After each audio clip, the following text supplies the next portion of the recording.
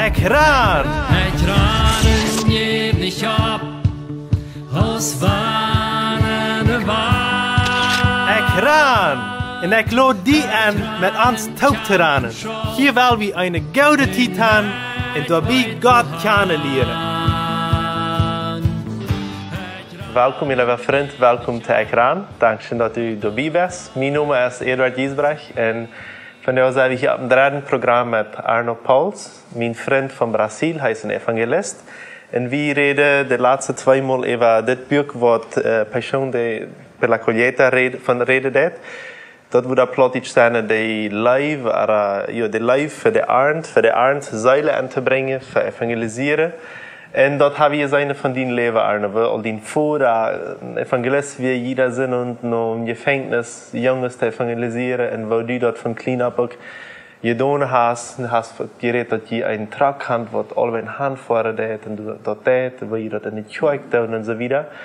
En nu was van jou wieder vertellen, wat doe je nog zo alles? Oké, vreemd zei het om hier met die te zijn, Eduard, en met al die vrienden wat ons hier, wat ons zijn. En ik wil met die meedelen nu van deze boek en wat we erleefd hebben daar in Brazilië. Als we een laatste programma vertaald hadden, dan hebben we God heeft ons geleerd dat we een truck bouwen en met hem we alweer aanvoeren en evangeliseren. En we hebben duizenden mensen zijn die zich daar bekeerd hebben. En we horen immer verschillende zeugnissen van mensen wat geheild worden, wat vrij worden en wat naar de kerk kunnen. En de Bijbel zegt ons, en voor die wat ons nu heerst, bijzonders du wat jong bent, dat is voor allen eigenlijk, maar het wel voor die wat jong bent.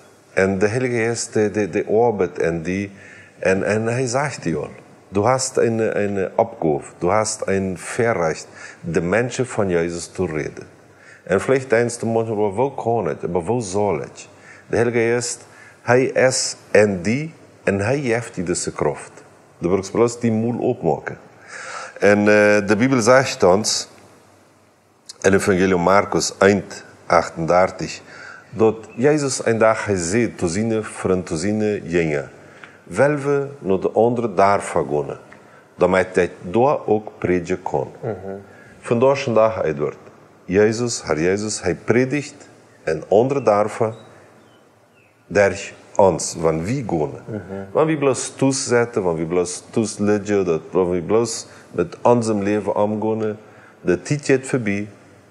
En Herr Jezus kan ons niet gebruiken om bij andere steden prediken.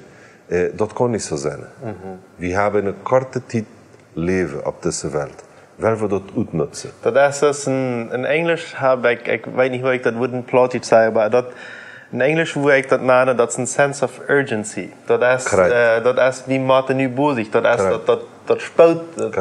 Dat is hangen aan ons. Wie komen dat meest niet meer na? Zo bezig zou wie arbeiten. Jezus zegt, hij komt terug. En de ganze Bibel wijst ons dat. Aber ons vindt, die verzet ons maken damit we ons aanzetten en de tijd verbruiken met onszelf. Aber wenn wir verstehen, dass wir erlaubt sind, um unsere Zeit zu verbringen mit unserem Nächsten, dann fängt das Leben wirklich an, fruchtbar sein, so als Jesus das gemeint hat. Und er hat vertelt das letzte Mal, wo wir den Truck gebaut haben, und die Zeit ging vorbei, und immer kommen mehr Menschen an unsere Evangelisationen, und meistens fahren wir auf sehr arme Städte, verschiedene Städte. Und dann bauten wir noch einen Bus, der hat einen Tinnendoktor stehen. Okay. En busbanen. En fahren wir naar deze steden gaan. En we roepen de mensen. Jeweils mal die tenen. En meestal zijn het arme mensen. De mensen komen. So, dan kennen ze ganz umsonst Tinnendoktoren. Ganz umsonst Tinnendoktoren. En ook met die pressure arteriaal. Die bloeddruk meten. Ja. Manche van mijn vrienden mij dat niet zeggen. Maar dat is heel wichtig, de bloeddruk meten. En zo hebben veel mensen gezien en dat evangelie gebracht. En het tijd later, dan bouwden we nog een bus. Wat ga je doen? En deze bus, dat is een ganze church. Okay. Verder heeft een ganz complete church. En hier we zo de mensen bedienen. Dus einfach een restaurant en een baasbellen, oké? En dan gaan we naar de arme steden om deze mensen te evangeliseren. En soep maken en sandwiches en zo verder. En dat weer ganz interessant met diesem Bus ook, wat dort passiert. Ein guter Freund von mir riep mir einen Tag an, Arno, hast du ein Projekt om evangelisieren? Ich sagte, ja. Nou, mijn pa, hij is al älter, hij heeft een zeer schönen Auto, aber hij kon niet meer zijn. En hij mocht dus een Auto geven. Ik zei, oké, neem den aan. Aber ich wusste nicht, was für Auto das wäre. Und dann, als er den Auto sagt, dann checkt den Auto so, wie so ein bisschen, mehr gruselig, sagt er. Verbrückt? Nee, nicht mal so sehr verbrückt, aber sehr... Sag nicht mal? Sag nicht schmack, und wir mit alle Auto, aber sehr gut abgepasst. Dann frug ich das mein Freund, wie viel Geld das Auto? 15.000 Reais wird das. Okay. Wie viel würde das in Dollar damals kosten? Vielleicht $5.000. Okay, nicht sehr viel. Nicht sehr viel. Na, aber hij zei, aber China schafft ihn. Hij zei, aber China, ich sagte, was soll ich mit dem dann machen? Ja. Und dann sagt er mir, weißt du was, du warst ein Riefer machen. Dat uiterop, verreffelen. Last maken, ja. Verreffelen? Nou ja, dan gaan we dat maken. En dan mogen we, manche mensen dachten dat dat is een zin, dat darf man niet maken. Ja, we maken dus Riefer. Verlassen dat. Verlassen, ja. En wat passiert? We hadden dan 24.000 reis opgehoven. En dan als de eerste mens den bus dat auto kreeg, roep van man, hey, hast du hier koffie? Ja. Ja, dan hast du een auto gewonnen. Nee, weißt, het zit niet in Schrist, het zit niet van hun church. Jana wordt den auto gaf. Dat is mijn vriend. En hij zei, hij moest dat checken. En hij zei me, wanneer het gewonnen wordt, hij moest hem auto water hebben. Also, het je voetst hem auto water. Okay. En ja, dan manche mensen zeiden, nou, pas dan hem next nummer. Ze nee, nu vang fresh aan, ja. En zo, dan hadden we nog 15.000. En dan je van een jong van een job wat zijn auto had. Also, dat we gewoon... Verrijden zich dat dan niet. En we hadden ons bus, ja. En met dat geld kof je nog een bus, ja, okay. Ja. En dan... en we hebben viele Sachen erfahren mit dem Bus. Wir fahren allebei hin mit dem. Und was tun wir mit dem? Wir predigen und wiesen de life Gottes für den Menschen. Ja, wir predigen mit der Wirt, auch mit der Hein. Ja. Een andere weer, die vingen bloß veel wij als je avonds uitvingen kennen, wil je dat evangelium uitvingen. Wie Jezus zegt, het woorden de andere daar vergonnen. Het zit dat hij komen om te predigen. Jezus zegt ons, we zullen jengen maken in de ganze wereld. En je kunnen uitzetten wat je willen. Met een bus of de fout of wat je willen. En wanneer je ook op een piet predigen willen. Zoals je willen. Predigt over dat woord. Zo, eenmaal dat jam. Waar komen we dan nu bij Bolivie? Wil je dat u nu in Bolivie bent? Ja, dat is de Heilige Geest en du bist dran schuld. Okay. Ja. Dat wil ik een beetje vertalen. Voor een paar jaar starf mijn schwiegervader. Ik heb, dat is die oorlog, geloof ik, weiter. Ik zie met Heidi bevriend. Zij is van Brazil. En we vliegen voor begrafenis. En een van de predikers, wat op dat begrafenis reden, wie du. Ja. En wat Arno doet reden, dat we krijgen, dat mijn schwiegervader had zeer veel vrienden, besonders ook arme mensen, ook vele wat niet christen waren. En wie wist hij wil dat gleiche, dat toen wordt abgeroept worden, wanneer Jezus wil aannemen. En dat is wat Arno deed. En ik vreed me, wanneer hier vielleicht van jou irgendwer Jezus aanneemt, en dit op een begrafenis wel wunderschön. En aber als dat passiert, en dat weer vielleicht 5 Minuten, 6 Minuten, ja. Als dat passiert, dan zei de Heer Jezus voets te mij, this man, der wordt naar Bolivien komen predigen. Ik zie hier een missionaar, en we arbeiten met plotische mensen. En dan op een begrafenis voor ik zei, Heidi, tok ze aan en zei, Heidi kon de plotisch. En Heidi zei plötzlich zu mir, wir sind op een begrafenis, nu benemen die. En aber für mich wieder, ich muss das weiter. En ich weet, wie voor de voets na een begrafenis naar een steed koffie drinken. En ik zei voets, kon die mens plotisch, ja, die kon plotisch. En 1, 2, 3, dat we alles bereid. En we komen in contact. En andere vrienden zeiden ook die, we willen met den truck naar Bolivien fahren. Den truck wat je hand naar Bolivien fahren en door dat evangelium predigen. En dan komt de truck ook. En die komt bij de grens van Bolivien. Dat weer 1200 kilometer wat de truck fahren moest bij de grens. En we hadden alle papieren reich gemaakt dat we over de grens komen. Kennen met alles wat er bijna weer. En bij de andere grens weer, dan zei de Bolivianische regering, dat komt hier niet nemen. En dachten we, jongens, wat hebben we ons nu eieren? Aber dat was ganz interessant. Dat viel sich so, die so dann schlug uns eine der Tau, aber Gott mögt eine Fehler op. Wat we dan kunnen doen, Gott weiß uns, wie können wir hier auch ernst was bauen. Und wie wäre da nicht ein Truck, wie wäre ein Anhänger an ein Trailer bauen, ein Toner-Trailer, und was man opmerken kann. En toen heeft man ook alles bijna dat man prediken kon en dat het evangelium kon uitgebracht worden. En dat is wat we hier in Bolivie nu ook doen. En die komt dan allemaal waar ons moet helpen en ons een beetje naschuwen. Hoe hebt je dat hier? Wat zit je hier in Bolivie, Arno?